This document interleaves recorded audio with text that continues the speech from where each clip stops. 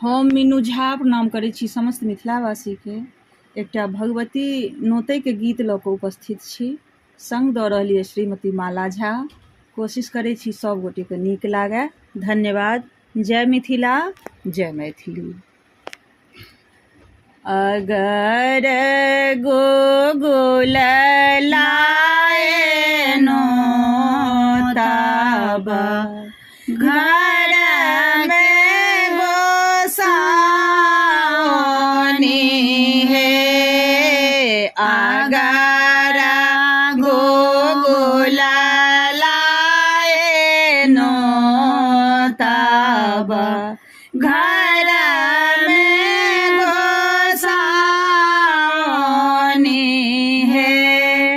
आए हर सेता होए ते गोसाउनी बरुआ आशीष देते हैं। आहे हर सेता होए थे गोसाउनी बरुआ आशीष देते हैं। स्वर्ग है नोता पठाओल पितर आनंद भेला है। स्वर्ग है नोता पठाओल पितर आनंद भेला है।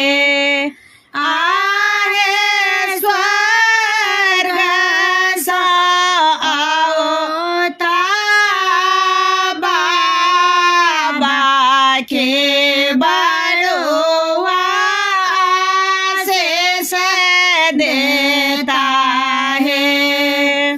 स्वर्ग सा आओ ते बादे के